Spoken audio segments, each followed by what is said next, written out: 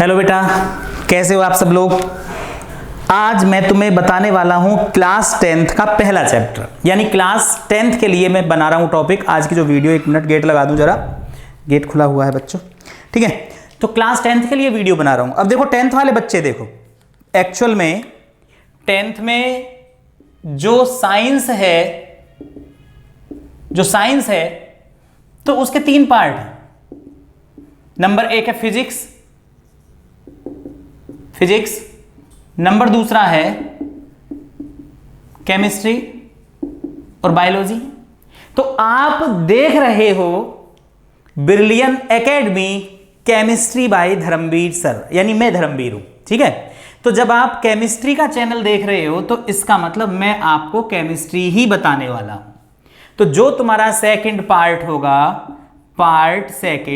Second part होगा chemistry, तो मैं फिजिक्स नहीं बताने वाला इस चैनल पर, क्योंकि ये चैनल केमिस्ट्री का है, ना मैं बायो बताने वाला हूं, ठीक है। तो मैं आपको बताने वाला हूं केवल और केवल केमिस्ट्री। तो केमिस्ट्री के लिए जो भी आपको जो भी आपके चैप्टर हैं सिलेबस में, जो क्वेश्चन आए हुए होंगे 10 ईयर में, वो सारे अच्छे तरीके से कराऊंगा। यानी इस चैनल पर आपको केवल और केवल केमिस्ट्री ही मिलने वाली है।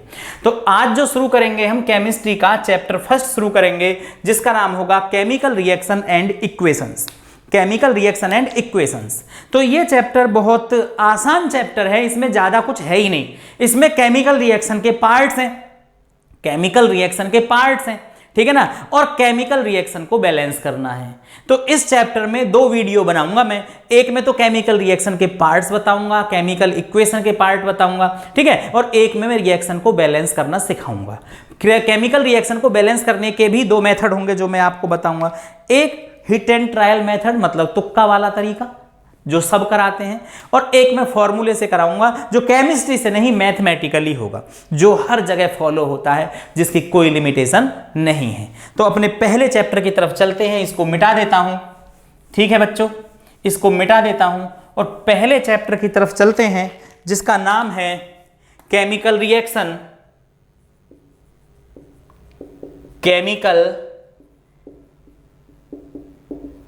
रिएक्शंस एंड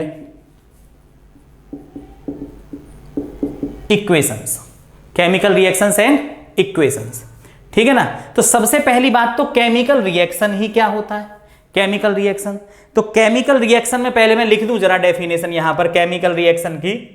क्या है कि केमिकल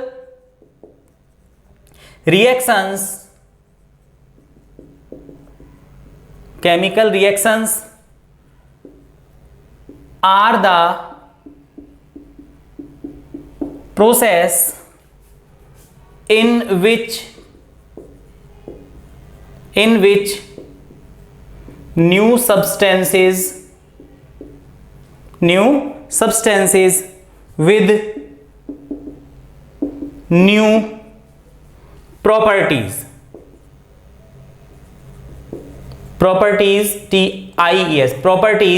are फाउंड, ठीक है।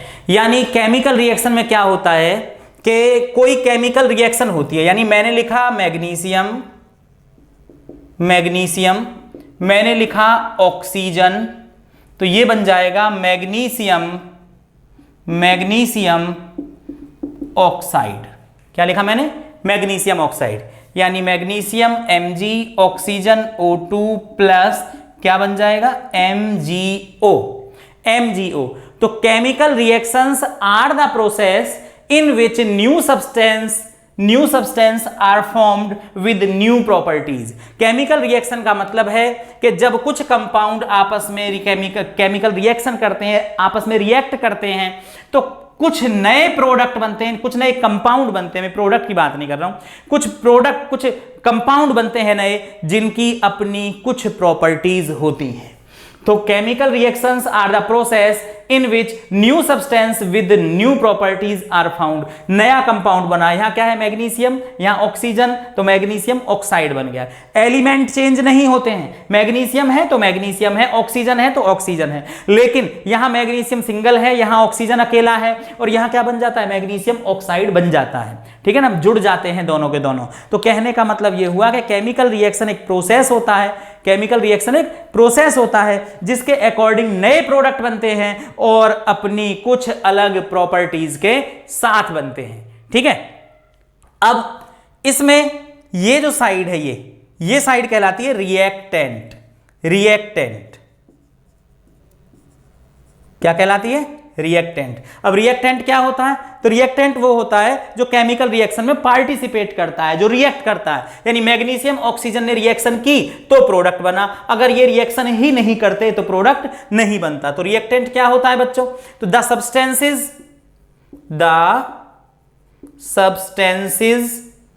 substances which take part in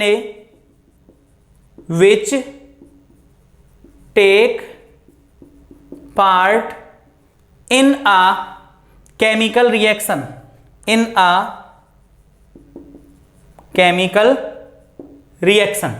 ठीक है ना, आर कॉल्ड लिख दीजिए आगे, इसमें आर कॉल्ड क्या बोलोगे? रिएक्टेंट। रिएक्टेंट, ये रिएक्टेंट की डेफिनेशन हुई। रिएक्टेंट वो होते हैं जो किसी केमिकल रिएक्शन में पार्टिसिपेट करते हैं, जो रिएक्शन में मतलब रिएक्ट करते हैं एक दूसरे से और क्या बन जाता है, इसे हम बोलेंगे प्रोडक्ट। क्या बोलेंगे? प्रोडक्ट। प्रोडक्ट यानी रिएक्टेंट पार्टिसिपेट करता है, रिएक्टेंट रिएक्ट करता है और जो चीज बनती है उसे क्या बोलेंगे हम? प्रोडक्ट बोलेंगे। तो लिख दोगे इसे प्रोडक्ट अपने आप, क्या लिखोगे? The new substances produced, the new substances produced, the new substances produced as a result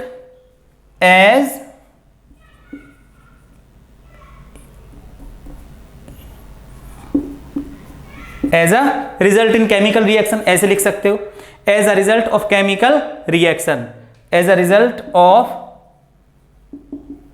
chemical reaction are called product.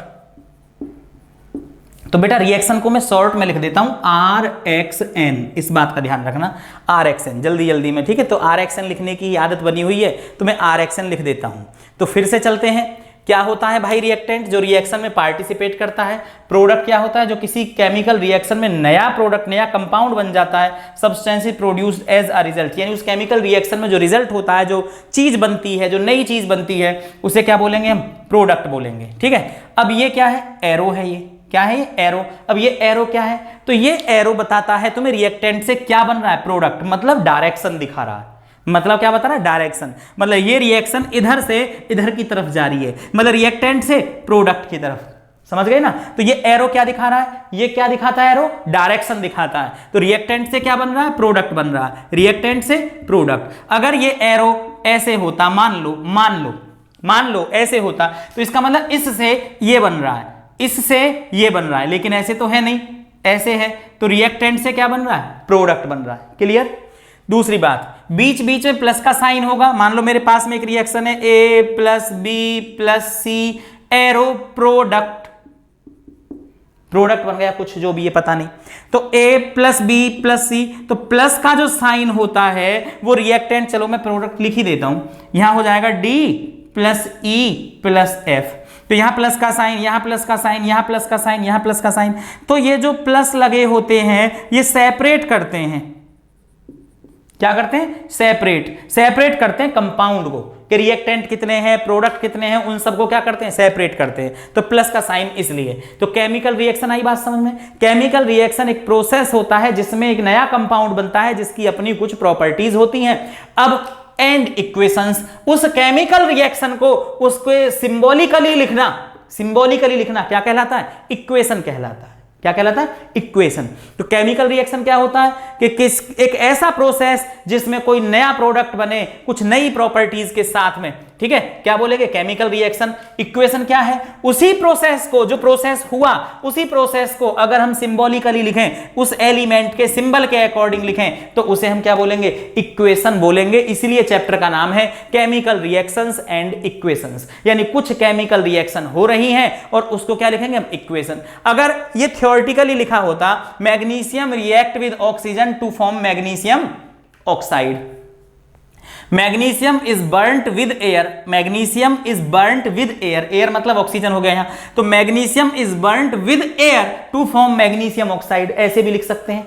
तो अगर हम रिएक्शन को वर्डिंग में लिखेंगे, वर्ड में लिखेंगे, सेंटेंस में लिखेंगे तो बहुत लेंथी हो जाया करेगा हर बार। ये तो बड़ी सिंपल सिंपल सी रिएक्शन है, आगे बड़ी रिएक्शन हो सकती है, ठीक है। तो उनको अगर हम वर्ड में लिखेंगे तो ज्यादा समय लगेगा, लिखना भी ज्यादा पड़ेगा। मॉडर्न जमाने के लोगों तुम तो भाई शॉर्ट में काम कर दो, तो सिंबॉलिकली जो लिख देते हैं, तो जो इसी को जो सिंबॉलिकली लिख करके आता है रिप्रेजेंटेशन, उसी को क्या बोलते हैं, इक्वेशंस बोलते हैं। बात आई समझ? इन्हीं इक्वेशन को हमें सॉल्व करना पड़ेगा, बैलेंस करना पड़ेगा। अगर तुम देख रहे हो तो ये बैलेंस नहीं है, मैग्नीशियम 1 मैग्नीशियम 1, ऑक्सीजन 2 ऑक्सीजन 1, समझ रहे हो। तो अगर मुझे इसको बैलेंस करना है तो मैं यहाँ क्या लगा दूंगा, ऑक्सीजन कितना है 2 तो 2 लगा दिया, मैग्नीशियम कितना हो गया 2 तो मैग्नीशियम 2 हो गए, ठीक है। तो मैं बैलेंसिंग की बात बिल्कुल भी नहीं कर रहा हूं यहाँ पर, मैं इसके बैलेंसिंग के लिए अगला टॉपिक आएगा, अगली वीडियो बनाऊंगा मैं, वहां पर आपको देखना पड़ेगा। तो जल्दी से लिखें, केमिकल रिएक्शन की डेफिनेशन लिखें, एग्जाम्पल लिख दें, रिएक्टेंट क्या होता है वो लिख लें, प्रोडक्ट क्या होता है वो लिख लें, कॉपी पेन निकाल के रखें और तुरंत लिखना शुरू कर दें, ठीक है। मिटा दें, मिटा रहे हैं, स्क्रीनशॉट लेकर के लिख लो।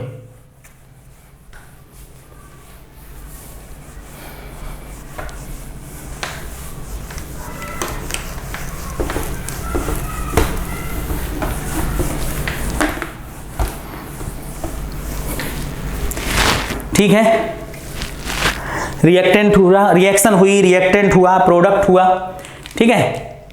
अब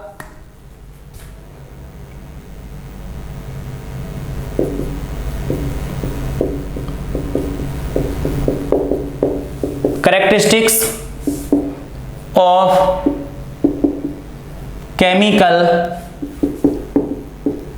रिएक्शंस, किसी केमिकल रिएक्शन की क्या कैरेक्टरिस्टिक्स होती हैं, ठीक है ना। तो नंबर 1, इवोल्यूशन,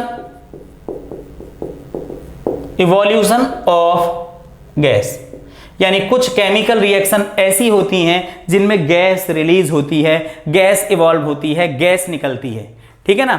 जैसे मैंने लिखा Zn, Zn सॉलिड है, प्लस H2SO4 एसिड है, पता होगा आपको, एरो ZnSO4 सॉल्यूशन है, क्या है, सॉल्यूशन को मैंने लिख दिया सॉल्यूशन की पावर SOL की पावर n, सॉल्यूशन, प्लस में H2, अब H2 है तो गैस है, उड़ रही है, और ये साइन, अगर ऐसा साइन लगा हुआ है तो इसका मतलब गैस बन रही है और वो ऊपर की तरफ जा रही है, ठीक है। और अगर ऐसे साइन लग रहा है तो इसका मतलब वो सॉलिड बन रहा है, और सॉलिड तो उड़ नहीं सकता, इसलिए सॉलिड नीचे बैठ जाएगा, नीचे बैठ जाएगा तो ये ऐसा एरो हम शो कर देंगे। तो ये गैस बन रही है, ऊपर उड़ रही है, यहां लिख भी देता हूं मैं G, ठीक है। तो ये जिंक हो गया, ZINC जिंक, ये सल्फ्यूरिक एसिड हो गया, सल्फ्यूरिक एसिड, ये जिंक सल्फेट हो गया, जिंक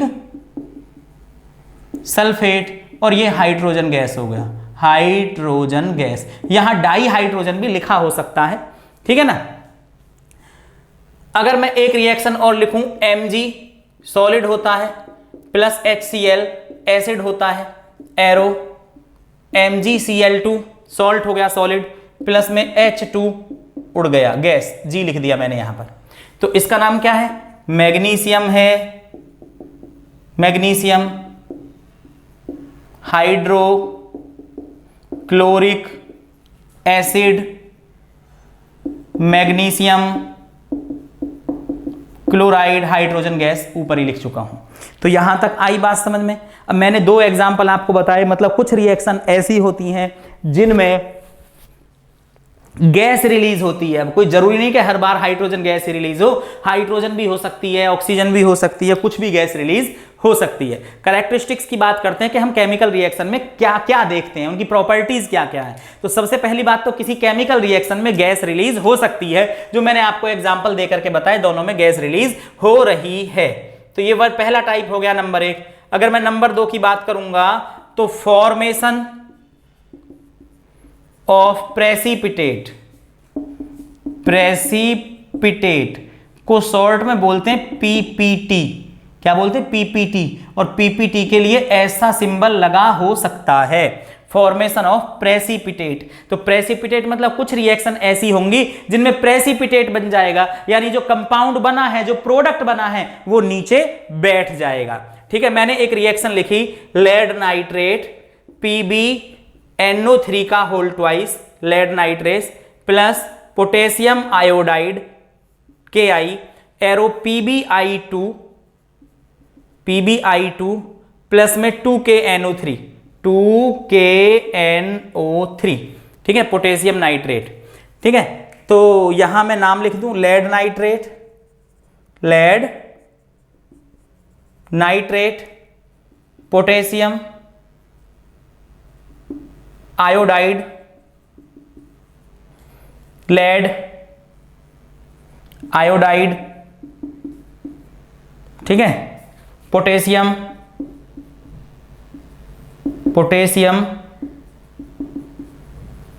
नाइट्रेट।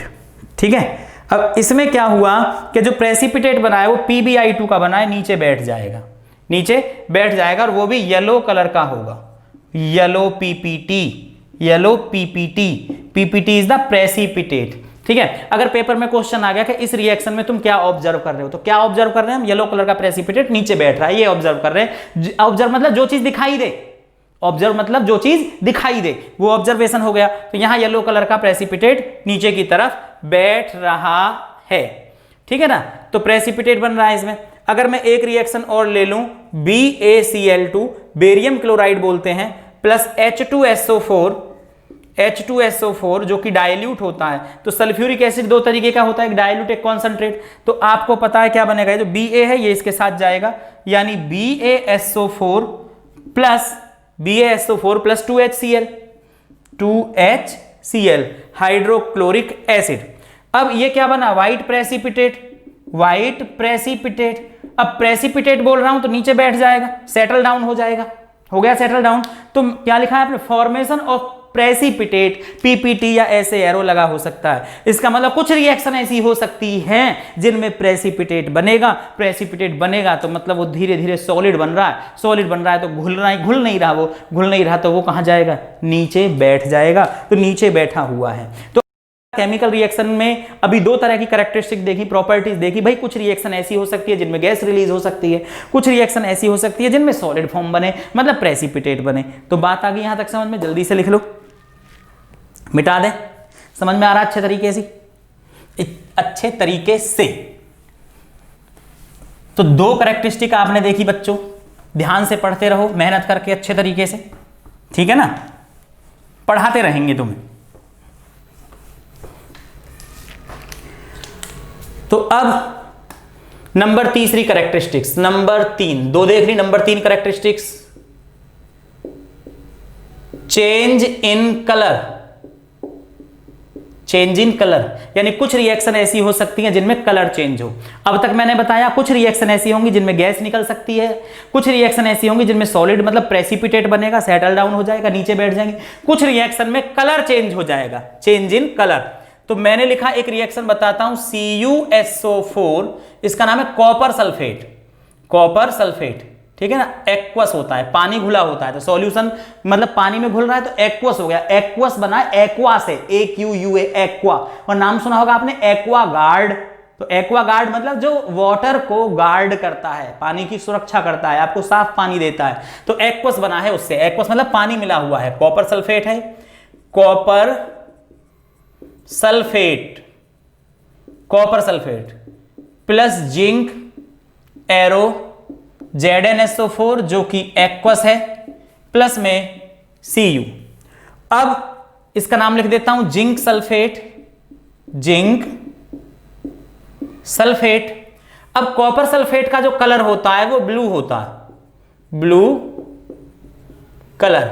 और जो जिंक सल्फेट बना है ये कैसा हो गया, कलरलेस। पेपर में क्वेश्चन आया तुमने क्या ऑब्जर्व किया, तो हमने ये ऑब्जर्व किया कि ब्लू कलर क्या हो गया, कलरलेस हो गया, यानी कोई कलर नहीं है। तो चेंज इन कलर कितनी कैरेक्टरिस्टिक है, आने वाले 4-5 कैरेक्टरिस्टिक्स होंगी। तो नंबर 1 हो गया आपका इवोल्यूशन ऑफ गैस, जो गैस निकल रही थी, दूसरा प्रेसिपिटेट बन रहा था, तीसरा चेंज इन कलर। तो यहां पर क्या हो रहा है, कलर चेंज हो रहा है, ठीक है। अगर मैंने एक रिएक्शन लिखी, वैसे रिएक्शन लिखने की जरूरत है नहीं आपको, बस ऐसे लिख सकते हैं कि copper sulphate react with zinc या zinc react with copper sulphate, और ब्लू कलर है इसका, zinc react with blue colour of copper sulphate to form colourless zinc sulphate. ठीक है, ये सॉलिड बन जाएगा यहां पर, सॉलिड, ये सॉलिड बन जाए, ये सॉलिड था पहले से ही। ठीक है, अब मैंने एक रिएक्शन लिखी K2Cr2O7, इसका नाम है potassium, potassium dichromate, potassium dichromate. अगर तुम इसमें SO2 sulphur dioxide, sulphur dioxide, sulphur dioxide gas को पास कराते हो, ये गैस है, तो क्या बनेगा, ये बनेगा K2SO4 पोटेशियम सल्फेट, और एक बनेगा Cr2SO4 का whole thrice potassium chromium sulphate, और प्लस बनेगा H2O। बात आई यहां तक समझ में? तो नाम लिख दूं इसका, sulphur dioxide potassium sulphate chromium sulphate, chromium sulphate. जब इसमें इसको पास किया गया, इसका जो कलर होता है इसका, वो ऑरेंज कलर होता है। कैसा होता है? Orange colour. अब ऑरेंज कलर किस में बदल गया? ग्रीन में। ग्रीन कलर होता है इसका। तो इसका मतलब क्या ऑब्जर्व किया आपने कि पोटेशियम डाइक्रोमेट का ऑरेंज कलर क्रोमियम सल्फेट के ग्रीन कलर में बदल जाता है। तो हो रहा है ना चेंज इन कलर का पॉइंट आ रहा है, इसमें मैच हो रहा है। ठीक है, तो कलर चेंज हो रहा है। ठीक है बच्चों, या आप KMNO4 ले लें, KMN। रिएक्शन लिखने की, याद करने की जरूरत नहीं है आपको बिल्कुल भी कि रिएक्शन लिखो यहां पर, नहीं, कुछ नहीं, रिएक्शन मत लिखना, बस मैं एक एग्जांपल दे रहा हूं, बता रहा हूं। KMNO4 इसका नाम है potassium, potassium permanganate, permanganate, permanganate. अगर तुम इसमें लेमन जूस डाल देते हो, क्या डालते हो? Lemon juice. इसका कलर होता है पर्पल। KMNO4 का कलर कैसा होता है? पर्पल। अगर तुम इसमें लेमन जूस डाल देते हो तो सॉल्यूशन, जो इसमें डालने के बाद जो सॉल्यूशन बना, जो भी रिएक्शन हो रही है उसमें जो सॉल्यूशन बना, उसका कलर हो जाएगा कलरलेस। कैसा हो जाएगा? कलरलेस। तो पर्पल कलर किस में चेंज हो गया? कलरलेस में, मतलब कोई कलर ही नहीं है। तो कितनी कैरेक्टरिस्टिक देखी अब तक? 3। नंबर 1 इवोल्यूशन ऑफ गैस, जिसमें गैस निकल रही थी। नंबर 2 प्रेसिपिटेट का बनना, कुछ रिएक्शन में प्रेसिपिटेट बन सकता है। नंबर 3 कलर का चेंज होना, यानी कुछ रिएक्शन ऐसी होंगी जिनमें कलर चेंज होगा। ऐसा क्यों हो रहा? क्योंकि केमिकल रिएक्शन हो रही है, और केमिकल रिएक्शन में कुछ ना कुछ तो चेंज होगा ही होगा। ठीक है बच्चों, तो मैं इसको मिटा दूं जरा, 3 पॉइंट हो गए आपके, मिटा दूं इसको। तो अभी रिएक्शन याद करने की जरूरत नहीं है आपको, बस समझ रहे हैं।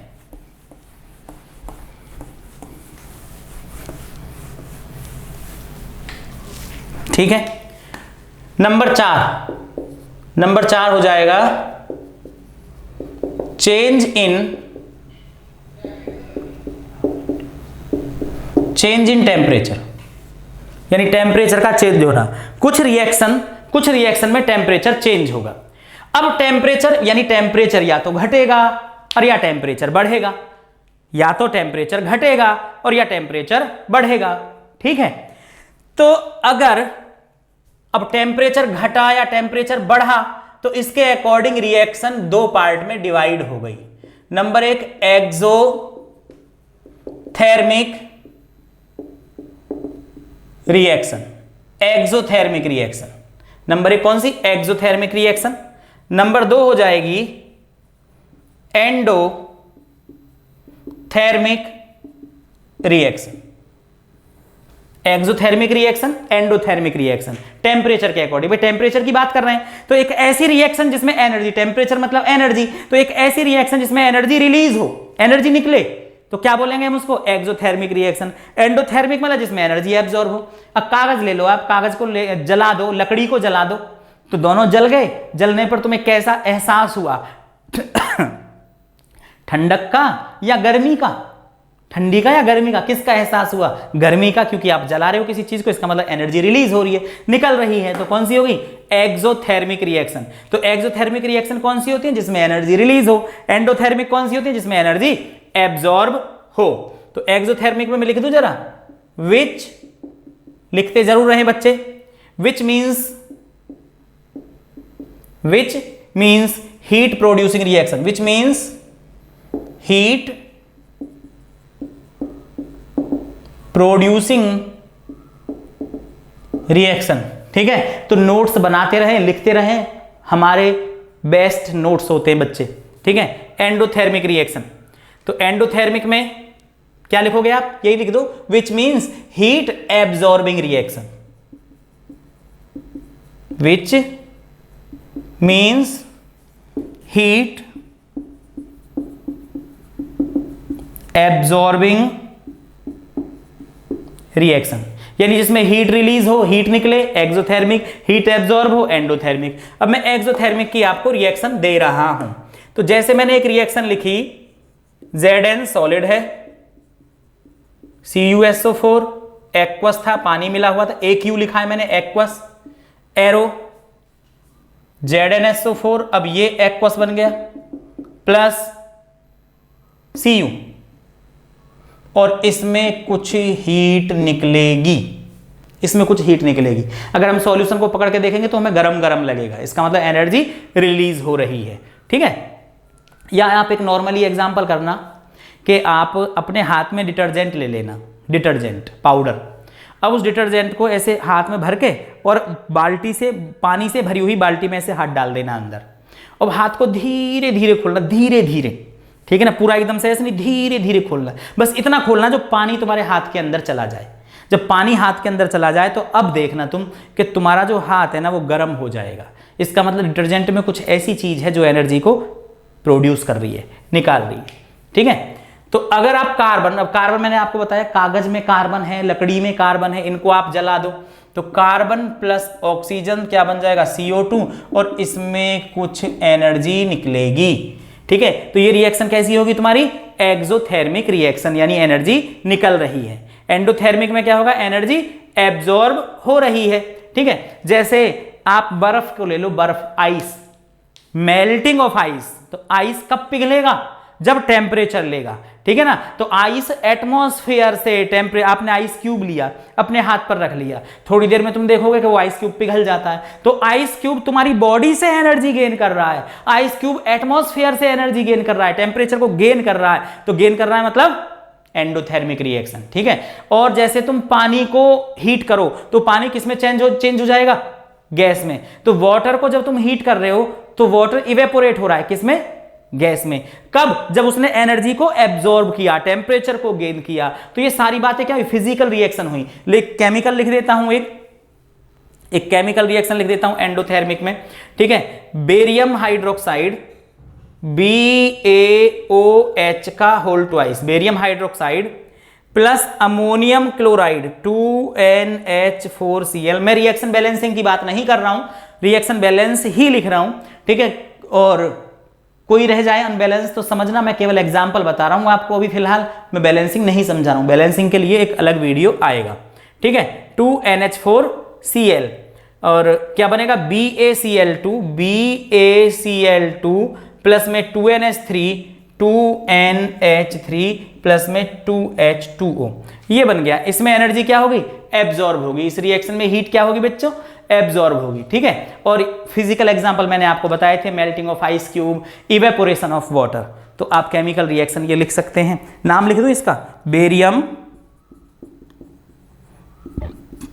हाइड्रोक्साइड अमोनियम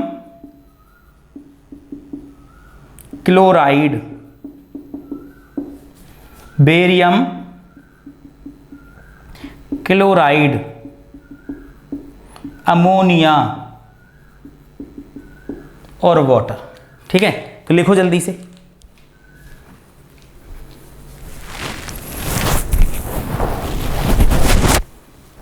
मिटा दें, मिटा दें बच्चों, मिटा देते हैं। ठीक है, तो कितनी कैरेक्टरिस्टिक्स हो गए? 4 characteristics. Number 1 evolution of gas, number 2 formation of PPT यानी precipitate, number 3 change in colour, number 4 change in temperature. इतनी चीजें चेंज हो चुकी हैं, ठीक है, जो आपने देखा है कि इतनी इतनी चीजें हो सकती हैं किसी केमिकल रिएक्शन में। अब बारी आई नंबर 5 की, change in state. Change in state, state मतलब सॉलिड, लिक्विड, गैस। सॉलिड एक स्टेट है, लिक्विड एक स्टेट है, गैस एक स्टेट है। तो कोई कंपाउंड सॉलिड से लिक्विड बनेगा या लिक्विड से गैस बनेगा या सॉलिड से गैस बनेगा। तो जब स्टेट बदल जाए, ठीक है ना, तो वो हो गया चेंज इन स्टेट में आएगा, चेंज इन स्टेट में। जैसे आपने वैक्स देखा होगा, वैक्स कैंडल सॉलिड होता है, सॉलिड होता है वैक्स, लेकिन जब तुम उसको टेम्परेचर देते हो, टेम्परेचर ये हीट का सिंबल है, ट्राइंगल बना देते हैं, हीट का सिंबल है। जब तुम उसको टेम्परेचर दे देते हो वैक्स को, तो वो CO2 निकलता है उसमें से गैस जो उड़ जाती है, और एक H2O बन के उड़ जाता है, वो भी गैस ही है, दोनों उड़ गए, ठीक है ना। तो वैक्स को हीट करने से ये दो चीजें निकल रही हैं और दोनों क्या हो रही हैं? इवेपोरेट हो रही हैं, वेपर में चेंज हो रही हैं। तो सॉलिड किस में बदल गया? गैस में, गैस में। मैंने लिखा जिंक Zn सॉलिड, और वैक्स को हीट करोगे इसका मतलब एनर्जी दे रहे हो, वैक्स को हीट करोगे मतलब एनर्जी दे रहे हो, एनर्जी दे रहे हो इसका मतलब एनर्जी गेन कर रहा है, गेन कर रहा है मतलब एंडोथर्मिक, ठीक है। Zn प्लस 2HCl जो कि लिक्विड है, ये सॉलिड है, ये लिक्विड है, तो क्या बन जाएगा? ZnCl2 सॉल्ट है, नीचे बैठ जाएगा, प्लस में H2 गैस है, उड़ जाएगा,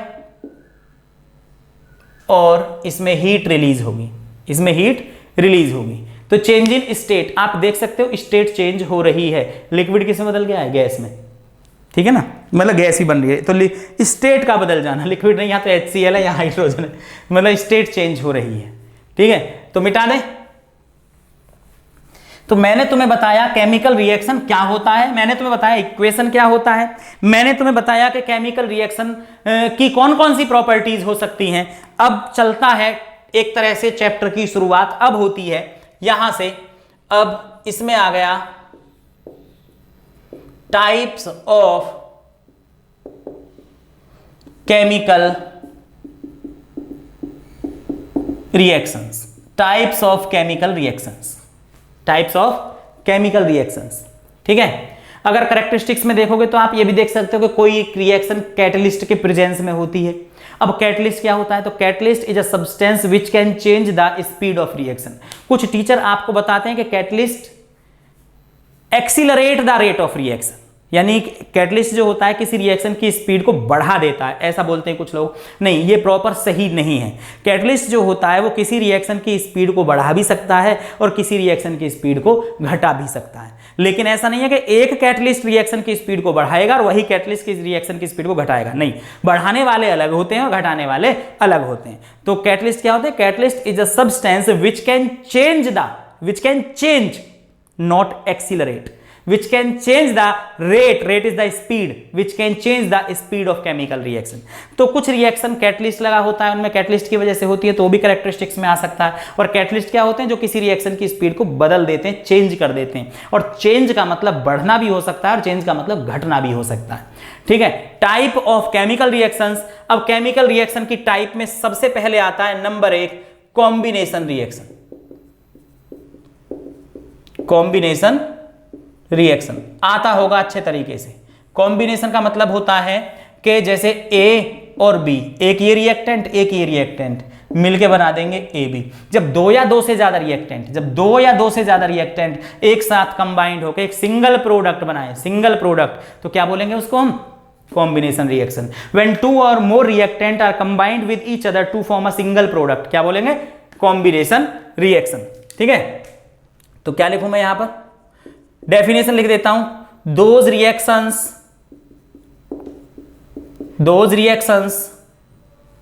in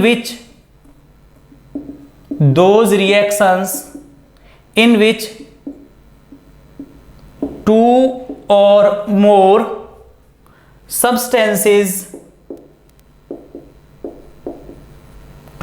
substances combine to form a combine to form a single product, लिख दूं सिंगल सब्सटेंस, सिंगल सब्सटेंस, ठीक है ना। Are called combination reaction. तो जब दो या दो से ज्यादा प्रोडक्ट एक साथ कंबाइंड होकर के प्रोडक्ट बना दे तो क्या बोलेंगे उसको, कॉम्बिनेशन रिएक्शन। जैसे CaO सॉलिड है, H2O लिक्विड है, CaOH का होल ट्वाइस एक्वस बन गया, इसे बोलते हैं स्लेक्ड लाइम, SLACKED, के आएगा SLAKED, स्लेक्ड लाइम। इसको बोलते हैं quick lime, QUICK, quick lime, ठीक है। तो ये क्विक लाइम है, ये स्लेक्ड लाइम है। देखो एक और एक दो रिएक्टेंट जुड़ गए, क्या बन गया, प्रोडक्ट बन गया। मैंने लिखा MgO, Mg यानी 2Mg plus O2 arrow 2MgO, ये है सॉलिड, ये है गैस और ये है सॉलिड। एक और एक मिलके क्या बन गए, एक साथ जुड़ गए। मैंने लिखा 2H2 गैस है, O2 गैस है, 2H2O क्या बन गया, लिक्विड। एक और एक दोनों मिलके आपस में कंबाइंड हो गए। मैंने लिखा C सॉलिड है, O2 गैस है, CO2 गैस है, ठीक है। मैंने लिखा NH3 HCl सॉल्ट बन गया, NH4Cl, इसका नाम है ammonium chloride, ammonium chloride, ammonium chloride. Writing आ रही है समझ में, अमोनियम लिखा है मैंने, ये अमोनियम क्लोराइड, ठीक है। तो मैंने लिखा SO2 plus O2 SO3, gas है, गैस है, गैस है। तो बात आई यहां तक समझ में। ये सारी की सारी रिएक्शन क्या है, कॉम्बिनेशन रिएक्शन है, सब में कंबाइंड हो रही है। एक बात। दूसरी बात, इनमें सभी में हीट रिलीज हो रही है, सभी में हीट रिलीज हो रही है, ठीक है ना। बात आई यहां तक समझ में, सभी में क्या हो रही है, हीट रिलीज हो रही है। अब मैं तुम्हें बता दूं आपको, मतलब ये एक्सोथर्मिक रिएक्शन होगी, हीट रिलीज। अब मैं एक बड़ा सिंपल सा तरीका बता रहा हूं आपको एक्सोथर्मिक रिएक्शन पहचानने का, ठीक है। एक बात समझो कि जब यहां CaOH का होल ट्वाइस बना है, CaOH का होल ट्वाइस ये बना है, CaOH का होल ट्वाइस, पहले CaO था और H2O अलग था, लेकिन जब दोनों जुड़ गए ये और ये तो क्या बन गया, CaOH का होल ट्वाइस। तो CaOH, इसका मतलब इनके बीच में केमिकल बॉन्ड बन गए, इनके बीच में केमिकल बॉन्ड बन गए। अगर बॉन्ड नहीं बनते तो ये जुड़ता ही नहीं, ये जुड़ता कैसे, चिपकता कैसे एक दूसरे से। इसका मतलब Mg और O के बीच में केमिकल बॉन्ड बन गए, Mg और O के बीच में MgO ये बन गया, Mg और O के बीच में केमिकल बॉन्ड बन गए। इसका मतलब हाइड्रोजन और ऑक्सीजन के बीच में केमिकल बॉन्ड बन गए, HO केमिकल बॉन्ड बन गए। इसका मतलब C और O के बीच में केमिकल बॉन्ड बन गए। इसका मतलब S और O के बीच में केमिकल बॉन्ड बन गए। इसका मतलब इनके सब के बीच में केमिकल बॉन्ड बन गए। तो हमेशा याद रखना कि जब केमिकल बॉन्ड बनेगा तो एनर्जी रिलीज होगी। बस इस बात को याद रखना। देखो ये एक पीस है वुड का, लकड़ी का, स्टिक ले लो एक। मैंने आपसे बोला इसको तोड़ो। जब तुम उस वुड को, स्टिक को तोड़ोगे तो क्या वो अपने आप टूट जाएगी या तुम्हें कुछ एनर्जी देनी पड़ेगी? यानी तुम्हें एनर्जी देनी पड़ेगी, तुम तोड़ोगे उसे, एनर्जी दे रहे हो। जब एनर्जी दे रहे हो तुम उसको, या वो वुड का पीस, वो लकड़ी का पीस, वो छड़ी, वो स्टिक एनर्जी गेन कर रही है, तो वो हो गई एंडोथर्मिक। क्या हो गई? एंडोथर्मिक। इसका मतलब जब तोड़ना है, किसी को तोड़ना है, मतलब बॉन्ड को तोड़ना है। ये बॉन्ड टूटा, ये बॉन्ड टूटा ऐसे, ठीक है, ये बॉन्ड टूटा। क्या ये बॉन्ड अपने आप टूटा? नहीं, मैंने कुछ एनर्जी दी, तो जब बॉन्ड टूटेगा तो एनर्जी देनी पड़ेगी, और एनर्जी देंगे तो होगी एंडोथर्मिक रिएक्शन। और जब बॉन्ड टूटेगा, एनर्जी दे रहे हैं, तो इसका मतलब जब बॉन्ड बनेगा, बॉन्ड जुड़ेगा, तो एनर्जी रिलीज होगी, क्लियर आई बात समझ में? यानी जब बॉन्ड टूटे तो एंडोथर्मिक, जब बॉन्ड बने तो एक्सोथर्मिक। बस सिंपल सा फंडा याद रखना कि जब भी नया बॉन्ड बने तो एनर्जी रिलीज होगी, जब भी नया बॉन्ड बने एनर्जी रिलीज होगी, जब भी बॉन्ड टूटे एनर्जी एब्जॉर्ब होगी। ठीक है, मिटा दें। तो एक रिएक्शन क्लियर आ गई समझो, कॉम्बिनेशन रिएक्शन। मिटा दो, स्क्रीनशॉट लेके लिख लेना।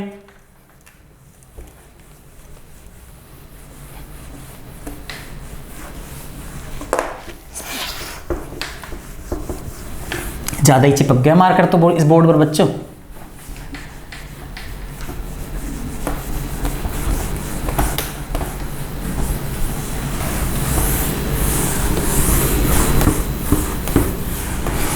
एक रिएक्शन हो गई जिसका नाम था कॉम्बिनेशन रिएक्शन। अब हम चलते हैं अपने अगले टॉपिक की तरफ। नंबर दूसरा हो जाएगा decomposition reaction. Number 2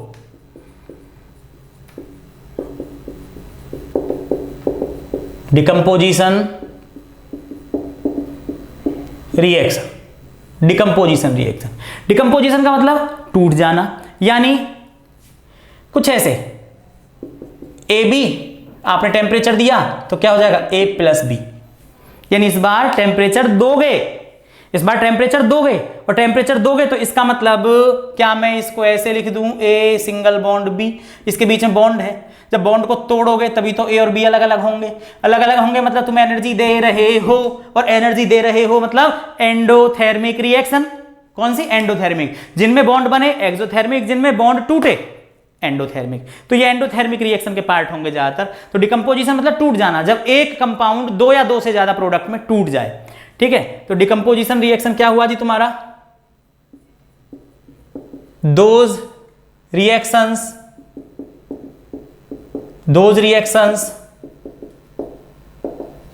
in which a compound split मतलब टूटना, splits up into 2 or more simpler substances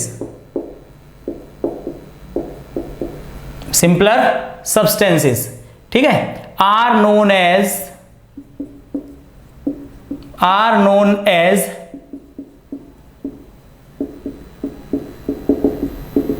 decomposition reactions. यानी ऐसी रिएक्शन जिसमें एक कंपाउंड 2 या 2 से ज्यादा पार्ट में टूट जाए, क्या बोलेंगे हम उसको? डिकम्पोजिशन रिएक्शन, यानी टूट जाना, ब्रेक डाउन। मैंने लिखा CaCO3 सॉलिड होता है, आपने टेम्परेचर दिया, CaO क्विक लाइन बोलते हैं, सॉलिड स्टेट में होता है, प्लस CO2 गैस निकल गई। ठीक है, मैंने लिखा 2KClO3, इसे बोलते हैं पोटेशियम, ये पता है कैल्शियम कार्बोनेट, यहां लिख दूं calcium carbonate, potassium chlorate, solid होता है पोटेशियम क्लोराइड। हीट दिया 2KCl सॉलिड है, 3O2 गैस है। ठीक है ना। मैंने लिखा FeSO4, 2FeSO4, इसको आप, ये सॉलिड है, आप इसको हीट दोगे, हीट देके ये टूट जाएगा Fe2O3 में, और ये सॉलिड है Fe2O3, प्लस में SO2 गैस है, प्लस में SO3 गैस है। ठीक है, इसका होता है ग्रीन कलर। ठीक है ना, कैसा होता है? ग्रीन। ठीक है, इसका कैसा होता है? ब्राउन कलर होता है। इसका मतलब ग्रीन कलर किस में, क्या ऑब्जर्व कर रहे हो तुम रिएक्शन में कि ग्रीन कलर किस में चेंज हो गया? ब्राउन कलर में चेंज हो गया। ग्रीन किस में चेंज हो गया? ब्राउन में चेंज हो गया। ठीक है, मैंने लिखा लेड नाइट्रेट, इसका नाम लिख दो ferrous sulphate, FeRROUS, ferrous sulphate.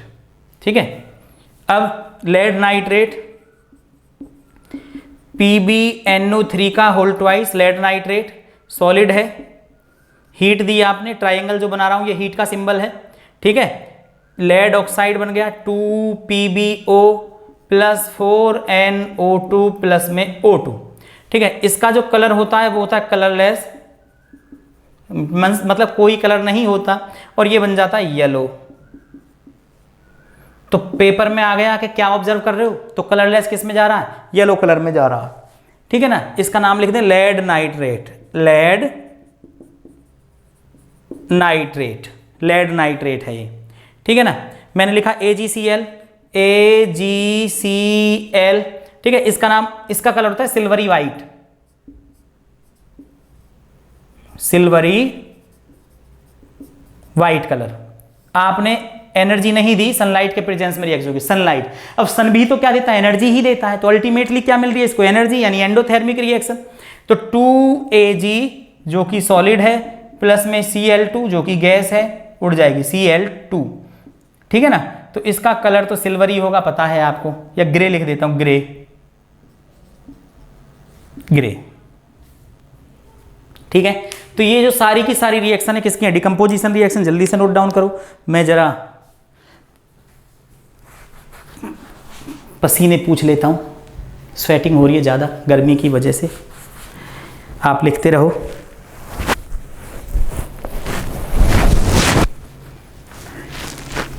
ठीक है, मारकर नीचे गिर गया, मिटा दें।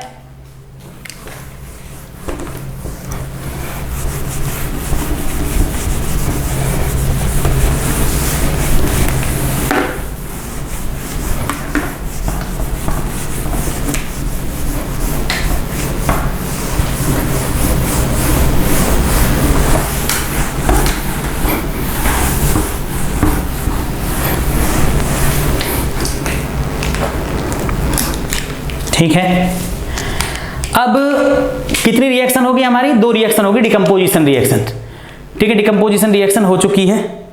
अब लिखता हूं मैं डिस्प्लेसमेंट रिएक्शन नंबर 3।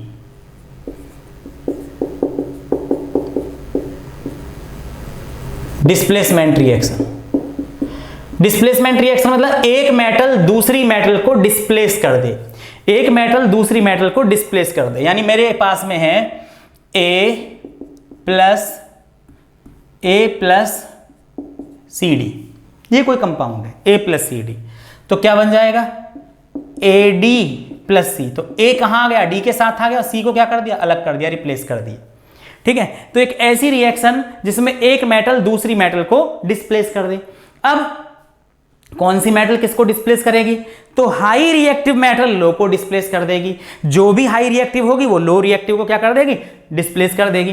अब हमें कैसे पता लगेगा कि कौन सी मेटल हाई रिएक्टिव है और कौन सी लो रिएक्टिव है, तो उसके लिए मैं तुम्हें एक सीरीज लिखवाऊंगा जिसे बोलेंगे रिएक्टिविटी सीरीज। उसको याद कर लेना, पता लग जाएगी कि high reactive metal low reactive को क्या कर देती है, डिस्प्लेस कर देती है, ठीक है। तो क्या लिखोगे आप इसमें, डिस्प्लेस रिएक्शन में, reactions those reactions in which one element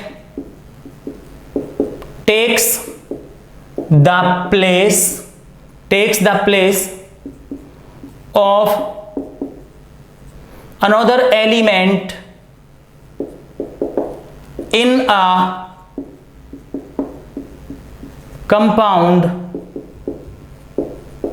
are known as displacement reaction, RXN, displacement reaction। तो एक मेटल या एक एलिमेंट जब दूसरे एलिमेंट को क्या कर दे, डिस्प्लेस कर दे, तो क्या कहलाएगा वो, डिस्प्लेसमेंट रिएक्शन, ठीक है ना। अब समझना जरा, हमने लिया जिंक, जिंक सॉलिड होता है, जिंक कैसा होता है, सॉलिड, कलर सिल्वरी होता है, VERY सिल्वरी, आर है यहां पर silvery, plus copper sulphate aqueous है, इसका कलर ब्लू होता है, अब जिंक ने किसको डिस्प्लेस कर दिया? कॉपर को। ठीक है, तो क्या आ जाएगा? जिंक सल्फेट जो कि एक्वस है, प्लस में कॉपर एक्वस है, इसका कोई ये कलरलेस है और इसका कलर रेडिश ब्राउन है, रेड ब्राउन कलर। ठीक है, तो जिंक ने किसको डिस्प्लेस कर दिया? कॉपर को। तो एक सीरीज है जिसे रिएक्टिविटी सीरीज बोलते हैं, जिसमें ऊपर वाला मेटल हमेशा नीचे वाले एलिमेंट को डिस्प्लेस कर देता है। तो सीरीज है KNA MgAl। ठीक है, याद है? केदारनाथ का माली आलू जरा फीके पकाता है, तो KNaCa।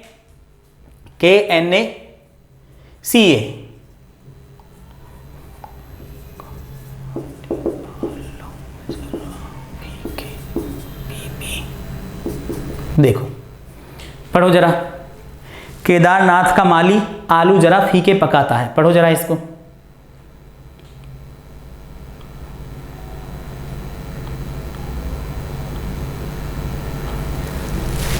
ठीक है, तो लिख भी देना इसे, केदारनाथ का माली आलू जरा फीके पकाता है। केदारनाथ का माली आलू जरा फीके पकाता है। फिर इसी के नीचे से, ठीक है ना, हाई कोर्ट है आपका। ठीक है, हाई कोर्ट है आपका, तो H से हो गया हाई है तक, तो यहां तक बाकी बात समझ में। अब यहीं से ये क्या हो गया? हाई कोर्ट है आपका, हाई कोर्ट है आपका। अब देखो जरा, हाई से क्या बन गया? H हाइड्रोजन, कोर्ट से बन गया तुम्हारा Cu कॉपर, Cu। ठीक है ना, कोर्ट से क्या बन गया? Cu। Ha है से बन गया Hg मरकरी, A से बन गया तुम्हारा, यहां पर आप सिल्वर ले लो, A से क्या बन गया? सिल्वर, A से क्या बन गया? Au, और P से बन गया तुम्हारा Pb।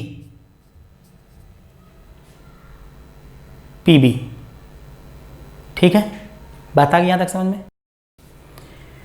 केदारनाथ का माली आलू जरा फीके पकाता है, हाई कोर्ट है आपका, AgAuPb।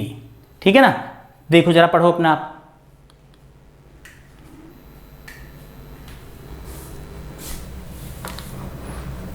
PT ले लेना, PT प्लेटिनम, हाई कोर्ट है आपका। ठीक है, ठीक है, मिटा दें, अभी क्या मिटाना। अब सीरीज में देखो, ऊपर कौन है? जिंक, नीचे कौन है? कॉपर। जिंक ये रहा और कॉपर ये रहा, इसका मतलब ऊपर वाला मेटल नीचे वाली मेटल को हटा देगा, रिड्यूस कर देगा। रिड्यूस मतलब हटा देगा अपनी जगह से। ठीक है, एक रिएक्शन लिखता हूं मैं यहां पर, दूसरी वाली, CuSO4 जो कि एक्वस है और ब्लू कलर का होता है, ये कलर ऑब्जर्वेशन के लिए आ सकता है पेपर में। प्लस में Mg जो कि सॉलिड है, प्लस में क्या है? Mg जो कि सिल्वरी वाइट कलर का होता है, सिल्वरी। एरो क्या बन जाएगा? MgSO4 एक्वस, MgSO4 एक्वस, ये कैसा है भाई? कलरलेस। प्लस में क्या हो जाएगा? Cu जो कि रेड ब्राउन कलर का है। किसने किसको डिस्प्लेस कर दिया? ध्यान से देखो, Cu की जगह पर कौन आ गया? Mg, यानी किसने किसको हटाया? Mg ने Cu को हटाया, तो इसका मतलब Mg ज्यादा रिएक्टिव हो गया Cu से। Cu नीचे है, Mg ऊपर, तो ऊपर वाला एलिमेंट नीचे वाले को हमेशा डिस्प्लेस कर देगा, अपनी जगह से हटा देगा। एक रिएक्शन लिखी मैंने, CuCl2 एक्वस है, एक्वस AQ लिखा है, ग्रीन कलर का होता है, green solution, plus Pb blue colour का होता है, ब्लूइश ग्रे कलर का है। एरो Pb ये सॉलिड है, PbCl2 एक्वस है, कलरलेस प्लस में Cu सॉलिड है, ठीक है। तो मैं यहां गड़बड़ कर गया, यहां आपको Pb ही रखना है, लेड ही रखना है। तो अब बताओ, तो कॉपर ऊपर है या लेड ऊपर है? तो कॉपर ऊपर है, लेड नीचे, ऊपर वाला नीचे को डिस्प्लेस कर देगा, कर दिया, ऊपर वाला नीचे को डिस्प्लेस कर देगा, ठीक है।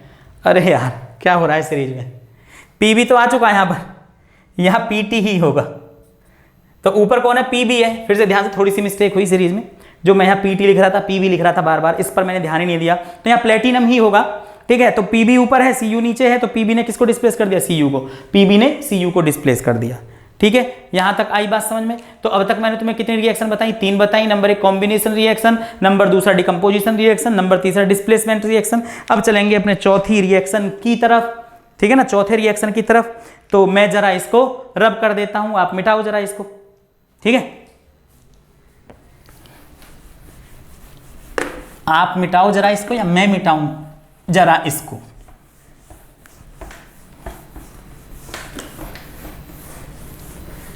अब आएगी double displacement reaction. Double displacement reaction, ये सीरीज याद कर लेना, रिएक्टिविटी सीरीज बोलते हैं इसको, रिएक्टिविटी सीरीज, जो आपको रिएक्टिविटी के बारे में बताती है। तो नंबर 4 की बात करता हूं मैं। Number 4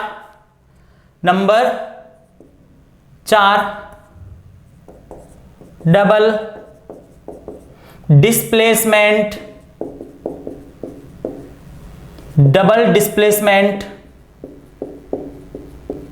reaction. Double displacement reaction में क्या होता है कि मेटल जो होते हैं वो इंटरचेंज हो जाते हैं। मान लो यहां पर क्या है, AB प्लस में CD, ठीक है ना।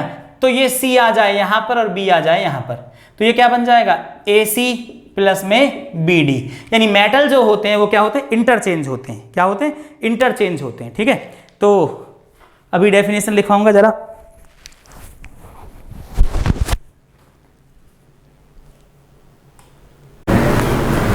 तो डबल डिस्प्लेसमेंट रिएक्शन की बात चल रही है बच्चों। डबल डिस्प्लेसमेंट में मैंने तुम्हें बताया कि भाई जब किसी रिएक्शन में मेटल का इंटरचेंज हो जाए, एक्सचेंज हो जाए मेटल, उसे बोलेंगे डबल डिस्प्लेसमेंट रिएक्शन। तो पहले डेफिनेशन लिख दूं, those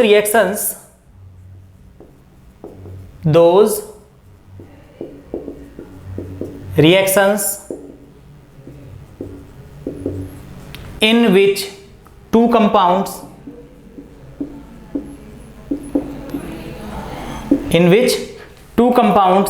react by an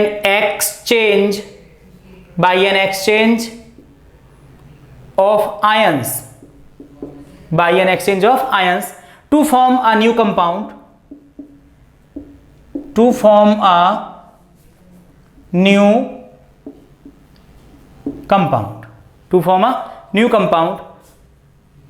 are called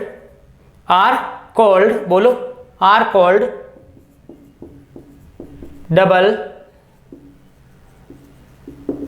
decomposition reaction। RXN is the reaction। तो जब मेटल एक्सचेंज हो जाए एक दूसरे से तो क्या बोलेंगे उसे? Double displacement reaction. जैसे मैं एक रिएक्शन लिख रहा हूं, AgNO3 एक्वस है प्लस NaCl एक्वस है, एक्वस मतलब पानी, NaNO3 क्या बन जाएगा तुम्हारा? NaNO3, और ये एक्वस है, और AgCl ये सॉलिड है, मतलब नीचे बैठ रहा है, प्रेसिपिटेट, वाइट PPT, नाम बता दूं, सिल्वर नाइट्रेट लिख दूं क्या? Silver nitrate. ये सोडियम क्लोराइड, ये सोडियम नाइट्रेट, ये silver chloride, silver Ag silver Cl chloride, silver chloride, Na sodium, NO3 nitrate, sodium nitrate, ठीक है ना। तो रिएक्शन को थोड़ा सा नाम लिखना सीखो खुद थोड़ा सा। BaCl2 जो कि एक्वस है प्लस Na2SO4 एक्वस है, एरो Ba जाएगा SO4 के साथ, BaSO4 नीचे बैठ जाएगा, सॉलिड है, वाइट PPT, वाइट प्रेसिपिटेट, एक बचा Cl2 Na2 यानी 2NaCl, सोडियम क्लोराइड, ठीक है ना। बात आई समझ में? अब अगली रिएक्शन लिखूं Na2SO4 प्लस BaCl2, ठीक है। अब लिखो BaCl2 प्लस CuSO4, ये भी एक्वस, ये भी एक्वस, एक्वस और एक्वस, ये मैंने 4 लिखा है, CuSO4। अब Ba किसके साथ जाएगा? SO4 के साथ। BaSO4 सॉलिड है यानी नीचे बैठ रहा है, यानी व्हाइट प्रेसिपिटेट नहीं लिख रहा है, एक ही बात है, व्हाइट प्रेसिपिटेट। अब क्या क्या बचा तुम्हारे पास? एक तो बचा Cu और Cl बचा, तो CuCl2 ये हो जाएगा एक्वस। CuCl2 क्या हो जाएगा? Aqueous. Cupric chloride, CuPric, cupric chloride, CHO, cupric chloride, ये barium sulphate, barium sulphate, BARIUM, barium sulphate, copper sulphate, copper sulphate, barium chloride, barium chloride, ठीक है। CuSO4 एक्वस है, एक्वस, प्लस में H2S गैस है, H2S gas, hydrogen sulphide, hydrogen sulphide, copper sulphate, नाम लिख चुका हूं, ये रहा कॉपर सल्फेट, ठीक है। तो क्या बन जाएगा? CuS जो कि सॉलिड है, इसका नाम है क्यूप्रस, क्यूप्रस सल्फाइड। देखो कहीं पर तो कॉपर क्यूप्रिक बन जाता है, कहीं पर कॉपर क्यूप्रस बन जाता है, इसका मतलब एक बार बन रहा है अस, एक बार बन रहा है इक, क्यूप्रिक क्यूप्रस। तो याद रखना ये क्यूप्रिक और क्यूप्रस जो वैलेंसी की वजह से डिपेंड करता है। तो जहां पर वैलेंसी होती है ज्यादा, जहां पर वैलेंसी होती है ज्यादा वहां इक लगता है, जहां पर होती है कम वहां अस लगता है। तो जहां वैलेंसी कम वहां अस, जहां वैलेंसी ज्यादा मोर वहां क्या लगता है? इक लगता है, ठीक है। तो क्यूप्रस और क्यूप्रिक, ठीक है, तो याद रखना इस बात को। ये ब्लैक कोटिंग है, कॉपर पर ब्लैक कलर का दिखाई देता है, BLACK, ब्लैक कोटिंग, COATING, यानी ब्लैक कलर चिपक जाता है कॉपर पर, जो आपको ब्लैक कलर दिखाई देता है। प्लस में H2SO4 जो कि एक्वस है, कैसा है? एक्वस। तो ये सारे एग्जाम्पल किसके बताए मैंने आपको? डबल डिकम्पोजिशन के। बहुत जल्दी से लिखें, लिख लोगे SS लेकर। SS मतलब स्क्रीनशॉट, मुझसे पहले जानते हो आप, मैंने तो अभी सीखा, अभी पता लगा मुझे SS का मतलब स्क्रीनशॉट है, ठीक है।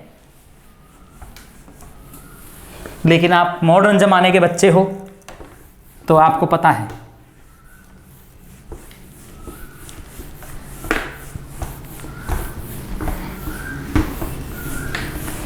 ठीक है जी, मिटा दिया।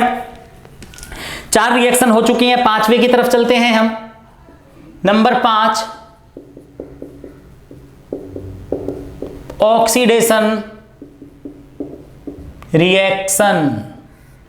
अब ऑक्सीडेशन की 2 टर्म हैं, ऑक्सीडेशन की 2 टर्म हैं। Number 1, the addition of oxygen, the addition of oxygen, the addition of oxygen to a substance is called oxidation. The addition of oxygen to a substance is called oxidation, यानी किसी substance में अगर oxygen जुड़ेगा तो क्या बोलेंगे हम उसको? ऑक्सीडेशन बोलेंगे। सेकंड टर्म क्या हो जाएगी? सेकंड, ये फर्स्ट थी, सेकंड हो जाएगी the removal of hydrogen, the removal of hydrogen from a substance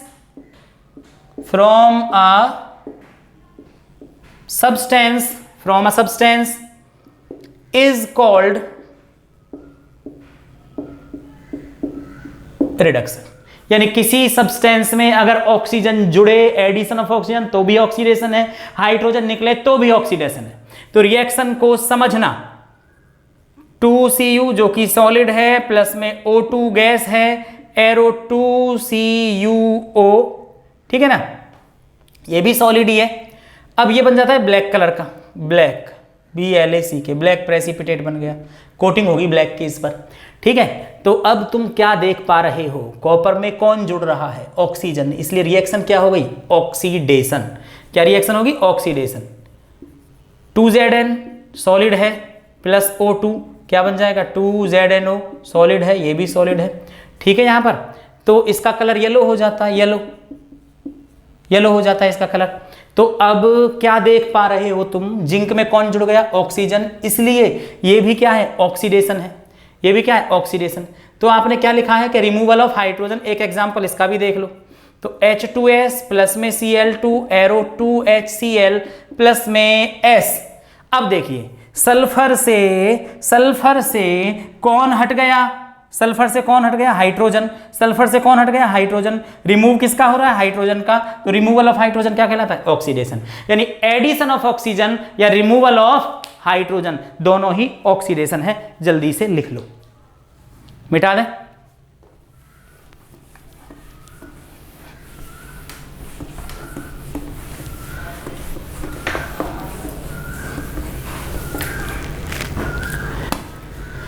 reduction, reaction, reduction, reaction, इसकी भी दो कंडीशन है, एडिशन ऑफ हाइड्रोजन या removal of oxygen. The addition of hydrogen, the addition of hydrogen, the addition of hydrogen to a substance is called reduction। यानी hydrogen का add होना, hydrogen का add होना क्या कहलाएगा, रिडक्शन। ठीक है, या second condition removal of oxygen, removal of oxygen, the removal of oxygen from a substance is also called reduction, is also called reduction।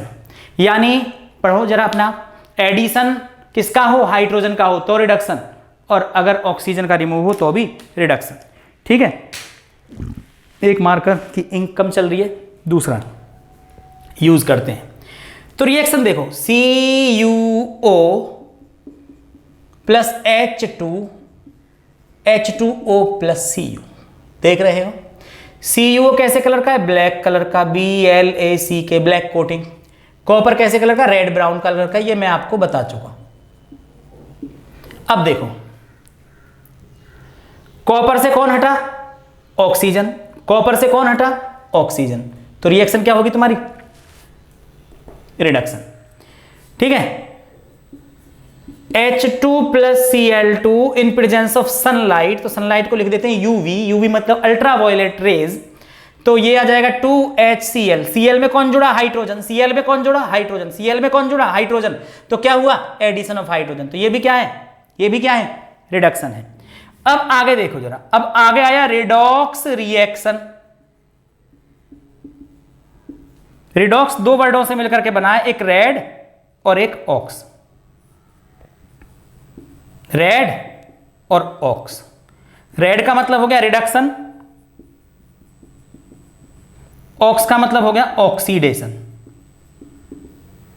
ऐसी रिएक्शन जिसमें ऑक्सीडेशन और रिडक्शन एक साथ हो, when oxidation and reduction simultaneously take place in a reaction, क्या कहलाएगी, redox reaction. तो जब ऑक्सीडेशन और रिडक्शन दोनों एक ही साथ हो, एक ही रिएक्शन में हो, साथ हो, एक साथ हो, ऑक्सीडेशन और रिडक्शन, क्या कहलाएगी वो रिएक्शन, रिडॉक्स रिएक्शन कहलाएगी। और ज्यादातर जितनी भी रिएक्शन होती हैं सारी की सारी ज्यादातर रिडॉक्स रिएक्शन होती है। कैसी होती है, रिडॉक्स रिएक्शन होती है। कैसी होती हैं, रिडॉक्स रिएक्शन होती हैं। समझ पा रहे हो ना मेरी बात। एक एग्जांपल देके बताऊं जरा मैं आपको। तो मैंने एक रिएक्शन लिखी थी ये वाली, दोबारा लिखता हूं, CuO प्लस H2 हीट, तो क्या बन गया तुम्हारे पास में Cu प्लस में H2O। CuO और Cu में देखो क्या हो रहा है, loss of oxygen, loss of O2, loss of O2। अब रिमूवल ऑफ ऑक्सीजन क्या है? रिडक्शन। इसका मतलब इसका रिडक्शन हो रहा है। हाइड्रोजन में कौन जुड़ा? ऑक्सीजन। तो यहां क्या हो रहा है? Addition of oxygen. Addition of oxygen मतलब ऑक्सीडेशन। OXD लिख दिया, ऑक्सीडेशन। OXD लिख दिया, ऑक्सीडेशन। रिडक्शन को लिख दिया RED। तो समझ गए? तो इसका मतलब इस रिएक्शन में रिडक्शन भी हो रहा है, इस रिएक्शन में ऑक्सीडेशन भी हो रहा है। तो क्या बोलोगे आप इसको? Redox reaction. क्या बोलोगे? Redox reaction. ठीक है। दूसरी बात देखो, दूसरा एक एग्जांपल और लिख दूं मैं। H2S प्लस में Cl2 एरो 2HCl प्लस में S। देखो जरा, H2S S, इसमें क्या देख पा रहे हो? क्या समझ पा रहे हो? कि सल्फर से हाइड्रोजन चला गया है, मतलब रिमूवल, लॉस लिख देता हूं, loss of H2। Loss of H2 मतलब हाइड्रोजन का निकलना, एडिशन ऑफ ऑक्सीजन और हाइड्रोजन का निकलना। तो क्या कहलाए? ऑक्सीडेशन। अब देखो Cl में Cl, यहां क्या देख पा रहे हो? यहां देख पा रहे हो कि हाइड्रोजन जुड़ा है, तो इसका मतलब एडिशन ऑफ हाइड्रोजन क्या हो गया? रिडक्शन। तो ये रिडक्शन है और ये क्या है? ऑक्सीडेशन है। यहां तक आ गई बात समझ में? एक रिएक्शन और लिखूं मैं, ZNO प्लस C एरो क्या बन जाएगा? Zn प्लस में CO। अपने आप देखो जरा, अपने आप बताओ, कमेंट में बता देना क्या देख पा रहे हो उस रिएक्शन में। इसका रिलेशन तो इससे हो गया और इसका रिलेशन इससे हो गया। तो कौन किससे हट रहा है, कौन किस में आ रहा है, अपने आप बताना कमेंट में कि कौन सी रिएक्शन रिडक्शन है, कौन सी ऑक्सीडेशन है। रिडॉक्स तो है ही ये। ठीक है।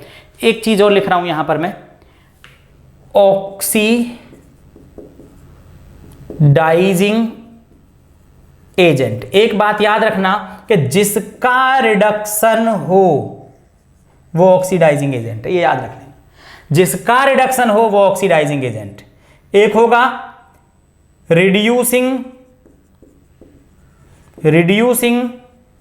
एजेंट, तो जिसका ऑक्सीडेशन हो, जिसका ऑक्सीडेशन हो वो क्या कहलाएगा? Reducing agent. तो याद रखना। अब देखो जरा यहां, जैसे यहां हाइड्रोजन का क्या हो रहा है? ऑक्सीडेशन। तो ऑक्सीडेशन हो रहा है, तो ऑक्सीडेशन वाला क्या है? ऑक्सीडेशन वाला का रिड्यूसिंग एजेंट। इसका मतलब यहां हाइड्रोजन रिड्यूसिंग एजेंट है, यहां हाइड्रोजन रिड्यूसिंग एजेंट है। रिडक्शन किसका हो रहा है? कॉपर का। किसका हो रहा है? कॉपर का। तो रिडक्शन क्या है? Oxidising agent. तो यहां पर कॉपर क्या है? ऑक्सीडाइजिंग एजेंट है। तो जिसका रिडक्शन हो वो ऑक्सीडाइजिंग एजेंट, जिसका ऑक्सीडेशन हो वो रिड्यूसिंग एजेंट। ये याद रखना, लिख लो। ठीक है, मिटा दे। हमेशा याद रखना, सुनने में अपोजिट सा लग रहा है लेकिन ये एजेंट है। एजेंट मतलब दूसरे का काम कर देते हैं। ऑक्सीडाइजिंग रिडक्शन करा देता है, रिड्यूसिंग ऑक्सीडेशन करा देता है। ये एजेंट है, agent.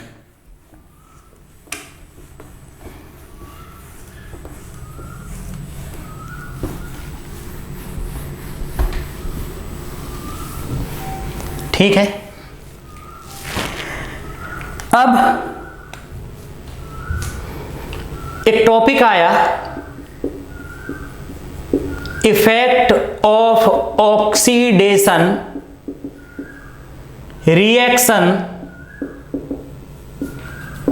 In everyday life. Oxidation का हमारे दैनिक जीवन में, डेली लाइफ में क्या इफेक्ट है, क्या चेंज कर देता है हमारी डेली लाइफ में, क्या दिक्कतें आ जाती हैं। ठीक है, क्या दिक्कतें आ जाती है भाई बताएं। तो इससे दो इफेक्ट हो जाते हैं। नंबर एक तो हो जाता है corrosion of metal, CORROSION, corrosion of metal. Corrosion of metal, metal पर रस्ट का लग जाना। मेटल रस्ट जब मेटल को खाने लगता है, कब खाने लगता है? जब मेटल के सरफेस पर moisture, air, gas, oxygen attack करती है तो वो उसे धीरे धीरे खाने लगता है। डेफिनेशन लिख देता हूं, corrosion is the process in which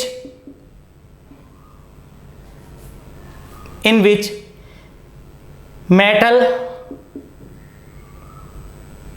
are eaten, खा रहा है उसको, eaten up gradually, eaten up gradually, eaten up gradually by the action of air, comma, moisture or chemical on their surface, THEIR, their surface. जब metal, ये metal है, मान लो ये metal है, इसके सरफेस पर जब मॉइस्चर आएगा, गैस ऑक्सीजन आएगी, वो अटैक करेंगे तो मिल करके इसके सरफेस को खाने लगेंगे धीरे धीरे। और जो ब्राउन कलर का कुछ हो जाता है, जिंक इस कलर का कुछ तो वो क्या हो जाता है तुम्हारा, रस्ट लग जाता है, खत्म करने लगते हैं, इसको खाने लगते हैं। रिएक्शन लिख रहा हूं मैं, 4Fe plus 3O2 plus XH2O। पानी के मॉलिक्यूल फिक्स नहीं है, क्योंकि कम पानी में भी रस्ट लगता है, ज़्यादा पानी में भी रस्ट लगता है, रस्ट ठीक है ना, मॉइस्चर से भी लग जाता है, ज़्यादा पानी से भी लग जाता है। तो क्या बनेगा, 2Fe2O3 डॉट XH2O, यही रस्ट है। यही क्या है, रस्ट। रिएक्शन बैलेंसिंग के लिए या कुछ बुक्स में यहाँ 2 लिख देते हैं तो यहाँ 2 आ जाएगा, क्योंकि इसके 2 मोल हैं ऐसे, ठीक है। ना भी लिखोगे, इसको ना भी लिखोगे तो कोई दिक्कत नहीं। अब तुम देखो ये ऑक्सीजन किस में जुड़ रहा है, हालांकि ये पूरी रिएक्शन रेडॉक्स है, ये पूरी रिएक्शन क्या है, रेडॉक्स है, लेकिन ऑक्सीजन किस में जुड़ रहा है, मैं ऑक्सीडेशन समझाने की कोशिश कर रहा हूं। तो ऑक्सीजन किस में जुड़ रहा है, Fe में। ऑक्सीजन किस में जुड़ रहा है, Fe में, ये जुड़ गया Fe2O3, इसलिए क्या बोलेंगे हम इसे, ऑक्सीडेशन। ठीक है, जब रस्ट लगने लगता है तो मेटल खराब होने लगती है, स्टील खराब होने लगती है। मकान में देखा होगा तुमने, जो सरिया लगे होते हैं लोहे के, वो खराब होने लगते हैं, वीक होने लगता है मकान। पुल जो बने होते हैं, ब्रिज जो बने होते हैं, बड़े बड़े फ्लाईओवर बने होते हैं, वो सब बेकार होने लगते हैं और गिरने का डर रहता है। तो कोरोजन बड़ी खतरनाक चीज़ है भाई, इतनी आसान चीज़ है नहीं। ठीक है, मिटा दूं।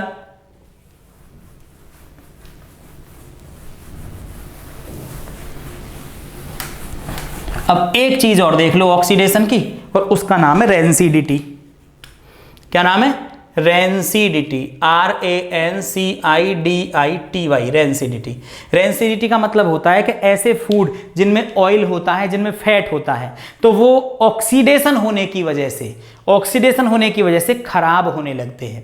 तो जितने भी तुम्हारी खाने वाली चीज़ें होती हैं, अब जैसे तुम्हारे पास में सब्जी है, मान लो कच्ची सब्जी रखी है, कच्ची बिना बनी हुई, तो उसे कुछ समय लग जाएगा खराब होने में, 1 दिन 2 दिन 4 दिन 5 दिन 6 दिन। और सब्जी को बना लो जरा आप, तो बना लोगे, उसको ऐसे खुला हुआ रहने दो, तो वो जल्दी से खराब हो जाएगी, क्योंकि आपने उसको ऑयल में बनाया है, फैट में बनाया है। तो ऑयल या फैट का क्या हो जाता है, ऑक्सीडेशन हो जाता है। उसी को क्या बोलते हैं, रेंसिडिटी, जिसकी वजह से उसका टेस्ट चेंज हो जाता है, स्वाद में अंतर आ जाता है, खट्टी खट्टी लगने लगती है और उसमें स्मेल आने लगती है। तो ऑक्सीडेशन हो गया है ऑयल और फैट की वजह से, उसको क्या बोल रहे हैं हम, रेंसिडिटी बोल रहे हैं। ठीक है ना। अब अगर मैं आपसे बोलूं प्रिवेंटिंग रेंसिडिटी, तो रेंसिडिटी तो क्लियर हो गया कि वो खाना जो फैट और ऑयल में बनता है उसका ऑक्सीडेशन हो जाता है तो खराब होने लगता है, उसमें स्मेल आने लगती है, उसको रेंसिडिटी बोलते हैं। ठीक है, prevent of rancidity, prevent of rancidity. तो number 1 prevent of rancidity, number 1 by adding antioxidant, by adding antioxidant to food containing fat and oil.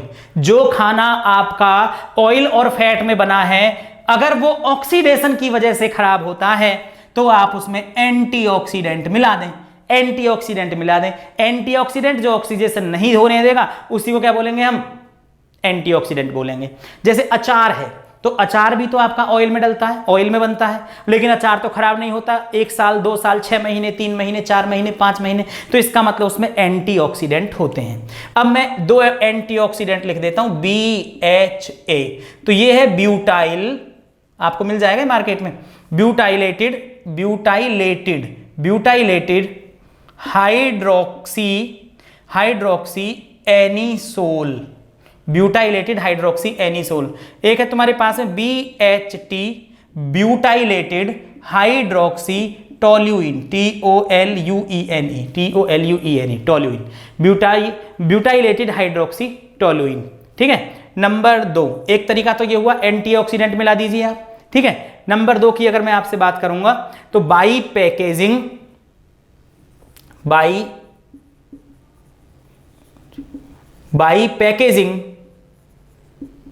Fat and oil containing food in nitrogen gas. ऐसे खाने को जो fat या oil में बने हुए हैं उसको नाइट्रोजन गैस के कंटेनर में बंद कर दो तो भी वो खराब नहीं होगा, क्योंकि नाइट्रोजन गैस जो होती है ना, नाइट्रोजन वो अनरिएक्टेड गैस है।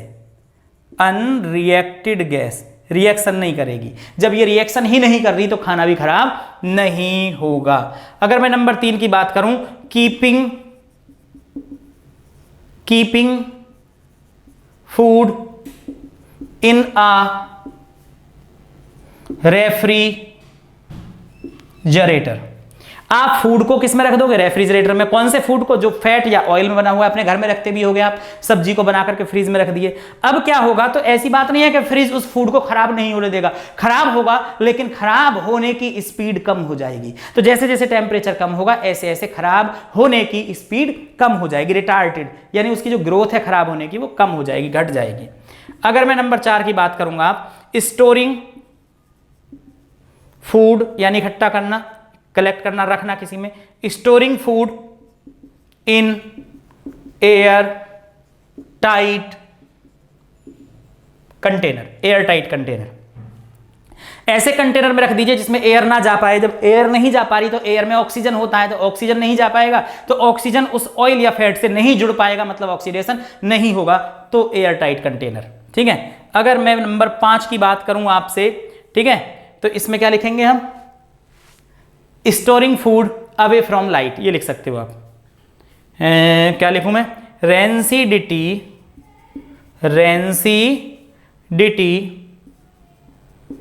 कैन बी रिटार्डेड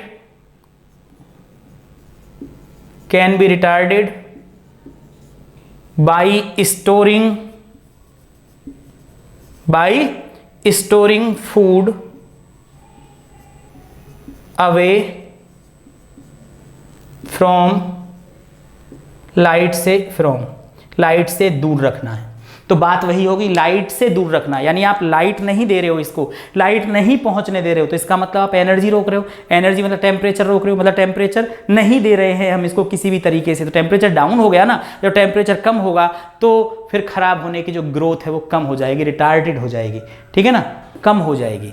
तो आज तुमने देखा chapter chemical reaction and equation. अब इसमें एक ही टॉपिक बचा है, how to balance chemical reaction. Balancing के लिए आपको अगला टॉपिक देखना होगा, अगला वीडियो देखना होगा। ये वीडियो थोड़ा बड़ा हो गया होगा, लेकिन मैंने बहुत सारे एग्जाम्पल दे करके तुम्हें समझाने की कोशिश की गई है बिल्कुल ईजी वे में, ताकि तुम बोर्ड में अच्छे से अच्छे नंबर ला पाओ। तो अगली वीडियो का इंतजार करें, इस वीडियो को पूरा देखें। तब तक के लिए ऑल द वेरी बेस्ट। मेहनत करते रहो और पढ़ते रहो।